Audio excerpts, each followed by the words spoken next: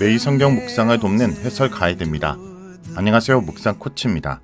함께 읽고 나눌 말씀은 역대하 35장 20절에서 27절까지 말씀입니다. 하나님은 때로 악인과 적을 통해서도 그의 뜻을 밝히십니다. 이집트 왕 느고는 요시아가 자신의 전투 목표가 아님을 밝히며 물러서라고 종령했습니다. 하나님은 느고를 통해 요시아에게 말씀하신 것이었습니다. 그러나 요시아는 하나님의 뜻을 묻기보다는 자신의 고집과 생각대로 전투를 강행했고 결국 전사하고 맙니다. 그렇지만 그의 갑작스러운 죽음은 그가 유다의 멸망을 보지 않고 죽을 것이라 하셨던 하나님의 말씀을 성취하는 결과를 낳습니다. 20절에서 25절은 요시아의 죽음입니다. 요시아의 통치 기록 마지막으로 20절에서 25절 단락은 그의 마지막 해인 제31년에 일어난 무기도 전투와 그의 죽음을 서술합니다. 그 전에 일어났던 요시아 제위 제12년과 제18년의 여러 신앙 개혁 운동은 20절에서 이 모든 일과 요시아가 성전을 종도한 일로 요약될 뿐 그때로부터 13년이 지나는 동안 일어난 일이나 개혁에 대한 중간 보고는 없습니다.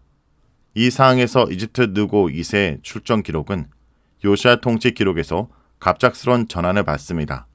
그러나 이런 전환, 특히 선한 업적에서 군사적 충돌로 급 전개되는 기록 방식은 앞서 아사나 여호사밧, 히스기야의 기록에서도 나타났습니다. 모두 하나님 보시기에 정직한 왕이며 영적 개혁의 선봉장이었으나 위기상에 맞닥뜨려 그들의 신앙과 생명이 위태해지는 상황을 보여줍니다. 특히 히스기야 때 이 모든 충성된 일을 한 후에 라는 소개와 함께 영적 개혁에서 사내림의 침공으로 전개되는 유사한 형식이 나타났습니다. 이번에 느고가 갈그미스에서 올라온 목적은 갈그미스를 치러 온 것이 아니라 아수르와 함께 바벨론에 맞서 싸우기 위함입니다. 이때로부터 3년 전에 아수르의 수도 니느웨가 함락되었습니다. 니느웨 함락은 선지자 나훔을 통해 이미 예고되었으며 실제 갈대인인 나볼라라살과 메대의 연합군인 니느웨를 함락함으로써 그 예언이 이루어졌습니다. 이때로부터 이집트와 바벨론은 아람과 가나안 지역을 제패하려고 치열한 공방을 벌였습니다. 당시 아수르인들은 니느웨가 함락되자 하란에서 다시 세력을 모았습니다. 이때 이집트 느고가 하란에 남은 아수르 군대와 동맹을 맺고 갈그미스로 올라가 바벨론 군대와 싸울 계획을 세웁니다. 오늘 본문의 배경이 바로 이때에 해당합니다. 갈그미스는 이스라엘의 북서쪽 유브라데강 상류에 위치하여 이집트, 아람, 메소포타미아를 왕래할 수 있는 교통의 요지였습니다. 그런데 느고가 갈그미스로 올라가고 있을 때 그 길목 무기또에서 요시아가 이집트에 대항하여 나갔습니다. 느고는 요시아에게 사신을 보내 이 전투의 상대는 요시아가 아니라 그와 더불어 싸우는 족속, 즉 바벨론임을 밝힙니다. 그는 요시아에게 물러날 것을 종용하기 위해 하나님이 자신에게 이 일을 서두르라고 명했으며 하나님이 자기와 함께 하신다고 주장합니다. 이방 왕이 상대방 신을 운운하며 대적을 위협하는 일이 새로운 일은 아닙니다. 그러나 하나님은 때때로 이방 사람이나 특수한 환경을 사용하여 그의 뜻을 알리십니다. 하나님을 거슬러 이 일에 물러서지 않으면 하나님이 요시아를 멸할 수 있다라는 느고의 말은 하나님의 뜻이 담긴 말이었습니다. 그러나 요시아는 느고에게서 돌이키지 않았습니다. 오히려 변장을 하고 그와 싸우러 갔습니다. 요시아가 느고에게서 물러서지 않는 이유는 정확히 알 수는 없으나 느고에 대한 적대감이나 바벨론의 압박감 때문이었을 것입니다. 요시아는 이 상황에서 느고를 대적하는 것이 옳다 생각하고 하나님의 뜻을 묻지 않고 전투를 강행한 요시아는 궁스가 쏜 화살에 맞아 중상을 입습니다. 그는 신하에게 중상을 입었으니 나를 데리고 나가라 라고 명합니다. 이런 상황은 흥미롭게도 길랏 라못 전투 때의 아합을 떠올리게 합니다. 그때 아합은 자신이 싫어하는 마가 선자를 통해 하나님의 뜻을 전달받았으나 그것을 무시하고 전투를 강행했습니다. 아합도 변장을 하고 싸우러 갔고 거기서 화살에 맞아 부상을 당했습니다. 그도 신하에게 내가 부상당했으니 나를 전쟁에서 나가게 하라고 명했습니다. 역대기 저자는 전쟁 발발부터 중상을 입기까지 아합과 비슷한 요시아의 상황을 표면에 드러내고 있습니다. 이렇게 함으로써 먼저 요시아의 행동이 아합처럼 하나님의 뜻을 거스른 어리석은 행동이었음을 암시적으로 나타냅니다.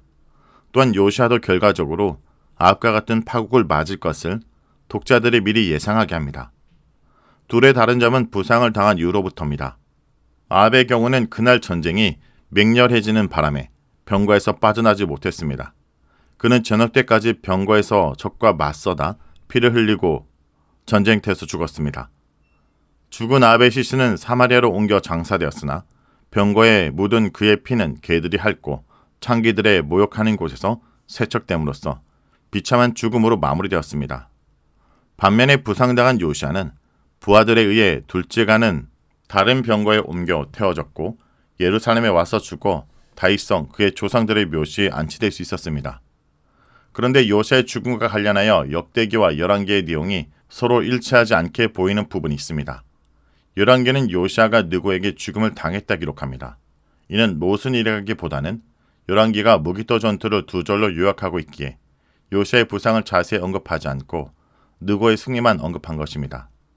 열왕기는 또한 요시아가 이미 무기토에서 죽어 그 시신을 신하들이 병거에 싣고 와서 묘실에 안치했다 설명합니다. 이 부분은 어느 책이 더 정확한 내용을 담았는지 알 수 없으나 확실한 것은 역대기가 요시아의 죽음에 하나님의 호의가 있었음을 부각한 점입니다.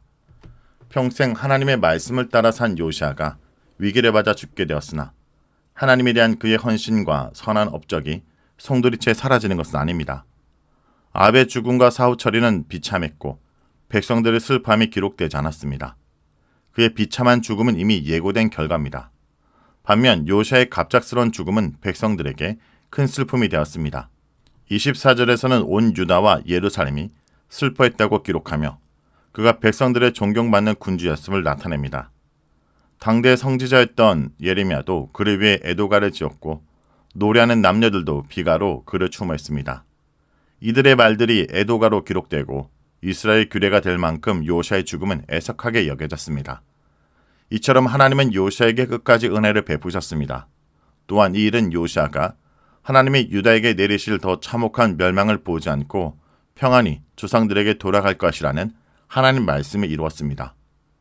인생에 대한 하나님의 계획과 그 계획을 이루시는 하나님의 방법과 뜻을 사람으로선 헤아릴 수 없습니다.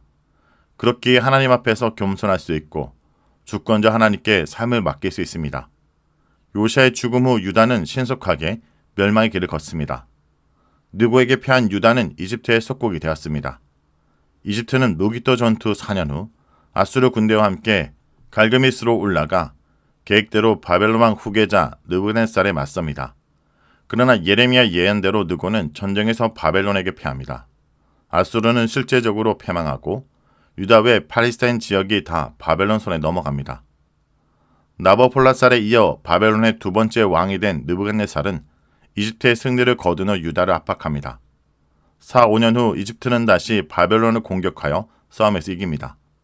이때 유다는 바벨론을 배신하고 이러한 유다의 배신은 바벨론 침입을 불러와 결국 멸망합니다. 26절에서 27절은 요시아의 통치 종결부입니다. 요시아의 통치 종결부에는 히스기야 왕의 종결부에서처럼 그의 선한 일을 언급합니다. 선한 일은 은혜, 인애, 충성 등의 뜻입니다. 요시아의 선한 일은 대표적으로 34장 3절에서 35장 19절에 기록된 신앙개혁을 가리킵니다. 역대기 저자는 그의 선한 일이 여호와의 율법에 기록된 대로 따른 것임을 부가적으로 설명함으로써 하나님을 찾고 그의 말씀에서 좌우로 벗어나지 않았던 요시아의 순종과 헌신을 부각합니다. 요시아의 행적은 이스라엘과 유다 열왕기에 기록되었습니다. 성도 여러분, 요시아 왕의 이야기는 우리에게 완벽한 순종은 없어도 전심의 헌신은 가능하다는 희망을 줍니다. 그의 마지막 실수는 우리가 이 땅에 사는 동안 단 한순간도 하나님의 뜻을 묻기를 멈춰서는 안 된다는 준엄한 교훈이 됩니다. 우리의 삶은 매일 무기토의 갈림길에 서 있습니다.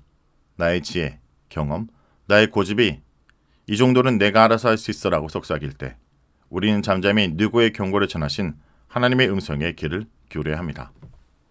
말씀을 놓고 기도하겠습니다. 주님, 역대하 말씀을 통해 요시아 왕의 마지막 여정을 묵상했습니다. 그 말씀을 통해 저희 삶을 다시금 주님 앞에 내려놓습니다.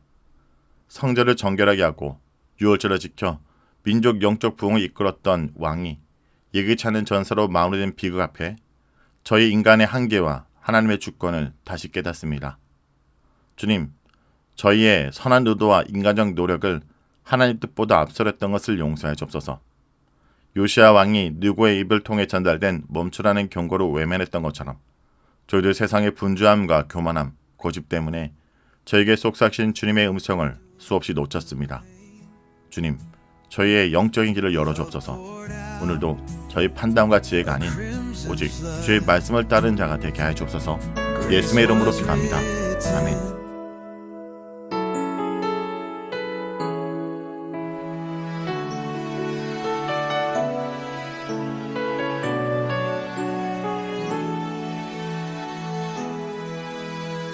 그 사랑 날 빚으셨네. 주의 두 손이 지금도 나를 지켜주시며 항상 함께 하시네. 그 사랑 날 빚으셨네. 주의 두 손이 지금도 나를 지켜주시며 항상 함께 하시네.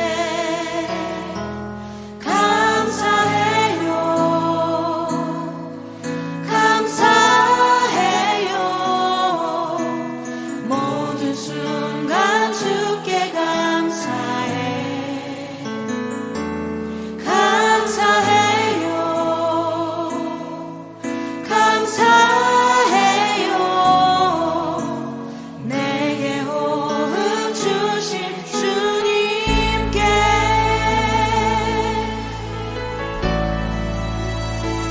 그 사랑 날 빚으셨네. 주의 두 손이 지금도 나를 지켜주시며 항상 함께 하시네. 그 사랑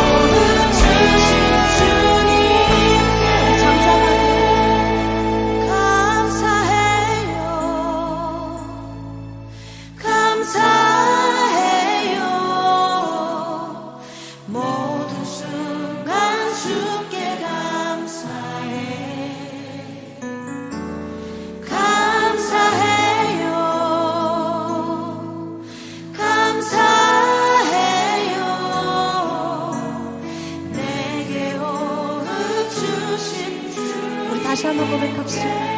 우리 주님께 감사해요. 감사해요. 감사해요. 모든 순간 주께 감사해. 감사해요. 감사해요. 내게 호흡 주신 주님께.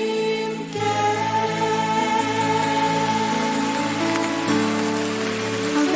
주님, 날마다 새롭게 주님을 감사하며 주님을 찬양하기 원합니다. 주님, 우리 안에 그 마음을 부어주옵소서. 주님.